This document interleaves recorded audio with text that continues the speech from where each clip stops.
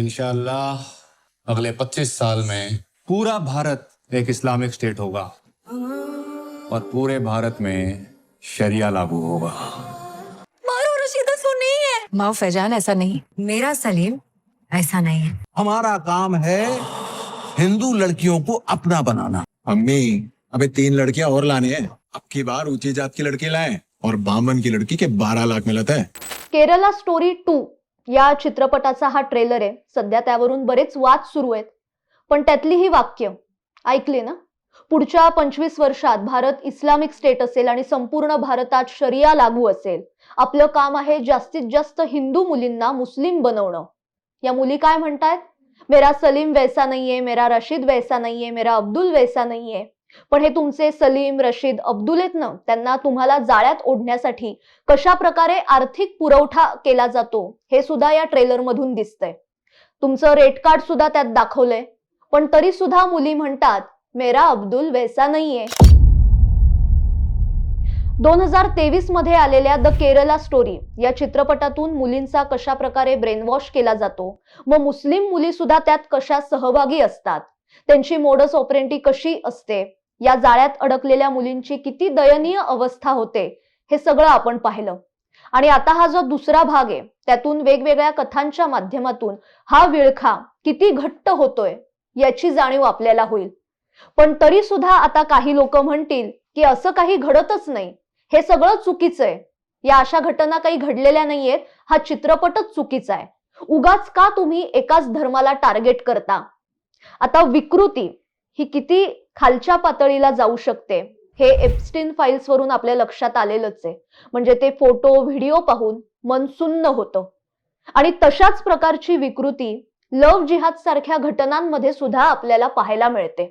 आता काही लोक असं म्हणतील की ठराविक पक्ष, हिंदुत्ववादी संघटनाच लव्ह जिहाद विषयी आवाज उठवतात। हा एक प्रोपोगंडा आहे, हा चित्रपट म्हणजे सुद्धा प्रोपोगंडा आहे। पण तुमच्या माहितीसाठी लव्ह जिहाद विषयी सगळ्यात पहिले आवाज कोणी उठवला हे सांगते। केरळमध्ये साधारणपणे 2010 मध्ये लव्ह जिहाद हा मुद्दा पहिल्यांदा चर्चेत आला।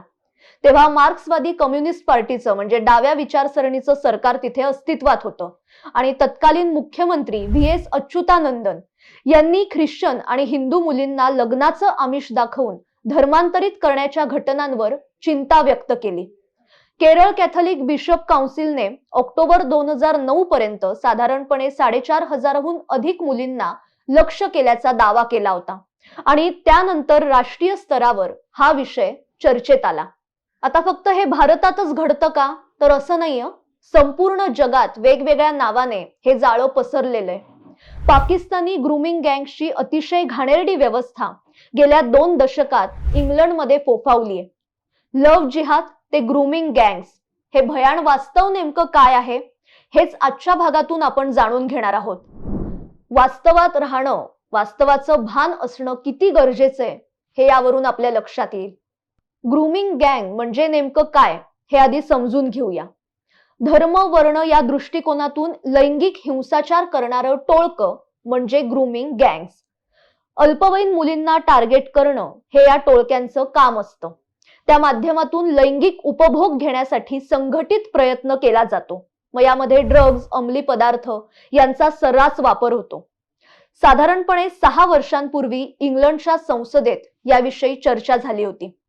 इंग्लंडचे त्यावेळेसचे खासदार लॉर्ड पियर्सन असं म्हणाले होते की गेल्या 4-5 दशकात 2.5 लाख ब्रिटिश मुलींवर बलात्कार झालेत आणि त्यापैकी बहुतांश बलात्कार हे मुस्लिम पुरुषांनी केल्याचं दिसून आलंय। जवळपास ब्रिटनमधल्या सर्व मुख्य शहरांमध्ये ग्रूमिंग गँग्स या सक्रिय आहेत। मागच्या वर्षी सुद्धा एलन मस्क आणि लेखिका जे.के. रॉलिंग यांनी याविषयी सोशल मीडियाच्या माध्यमातून इंग्लंडचे पंतप्रधान कीर स्टारमर यांना लक्ष्य केलं होतं आणि या सर्व चर्चेला कारणीभूत ठरले होते इंग्लंडच्या मजूर पक्षाचे माजी खासदार सायमन डॅनझुक। ते असं म्हणाले होते की मी स्वतः 3 वर्ष लैंगिक छळवणुकीच्या प्रकरणाविरोधात एक मोहीम चालवली होती। त्यावेळी आरोपींच्या धर्माविषयी उल्लेख केला जाऊ नये, अन्यथा मुस्लिम मतं आपल्याला गमवावी लागतील असा आदेश त्यांच्या पक्षश्रेष्ठींनी दिला होता आणि माझ्या पक्षाच्या तत्कालीन अध्यक्षांनी मला याविषयी बोलण्यासाठी रोखलं होतं।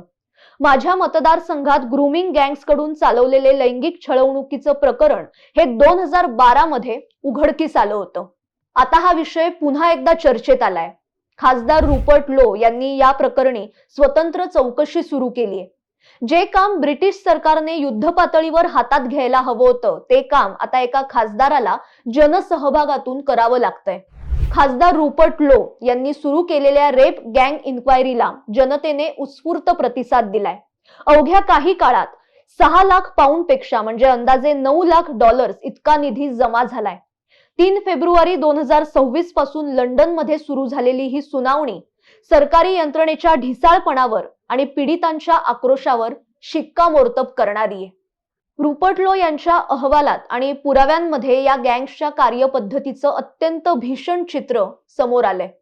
याला केवळ गुन्हेगारी म्हणणं हे अपुरं ठरेल, कारण पद्धतशीरपणे चालवलेला हंटिंग प्रकार आहे हा.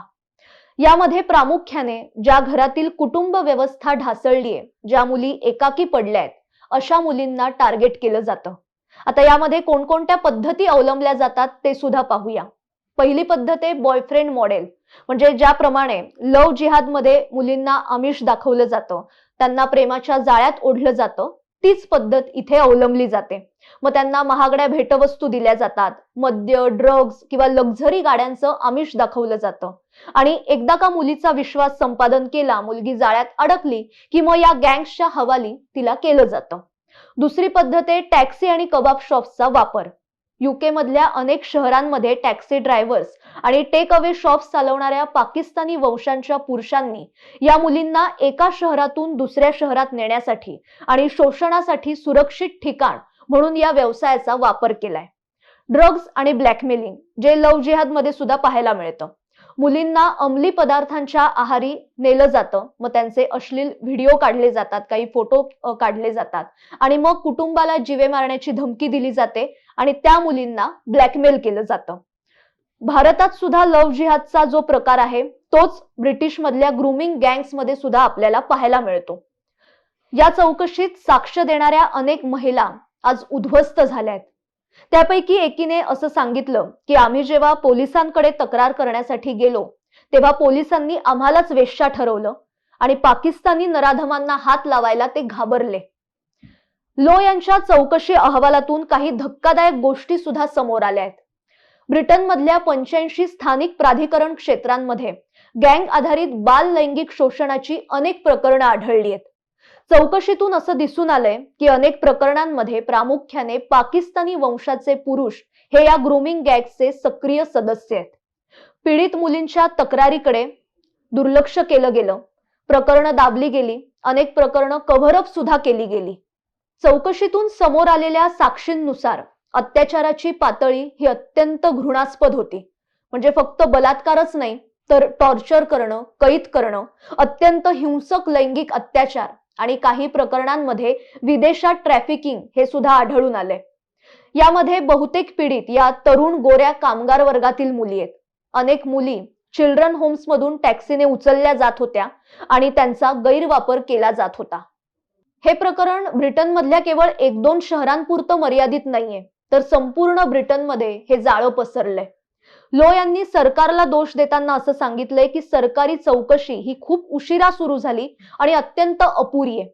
रुपर्ट लो यांची ही चौकशी केवळ आरोपींना तुरुंगात टाकण्यासाठी नाहीये, तर या नराधमांना ज्या यंत्रणेने पाठीशी घातलं त्यांना कठड्यात उभी करण्यासाठी सुद्धा आहे. खाजगी फौजदारी खटले दाखल करणं हा या चौकशीचा मुख्य उद्देश आहे. ब्रिटनमधला हा प्रकार संपूर्ण जगासाठी एक इशारा आहे. एकाच धर्माला टार्गेट का करता असं म्हणणाऱ्यांनी जरा डोळे उघडून या संपूर्ण प्रकरणांकडे पाहायला हवं. माझं असं म्हणणं अजिबात नाहीये की सगळे मुस्लिम वाईट असतात, पण त्यांच्यातली जी जिहादी मानसिकता आहे ना ती अतिशय घातक आहे. आता 2 दिवसापूर्वी विवेकने एक व्हिडिओ केलाय आणि त्यामध्ये जिहादचे वेगवेगळे प्रकार कसे आहेत आणि मुलींना कसं टार्गेट केलं जातं किंवा या जाळ्यात कसं अडकवलं जातं हे दाखवलंय. आज संपूर्ण जगात या जिहाद्यांची विकृती धुमाकूळ घालतीये आणि या विकृतीचा बळी ठरतायत कोवळ्या मुली. सगळ्यांनीच विचार करण्यासारखी गोष्ट आहे. आजच्या भागात इथेच थांबते, पण याविषयी तुम्हाला काय वाटतं ते नक्की कळवा. आणि अशाच महत्त्वाच्या विषयांसह आपण सातत्याने भेटणार आहोत. त्यासाठी साप्ताहिक विवेकच्या YouTube चॅनलला आजच सबस्क्राईब करा. धन्यवाद.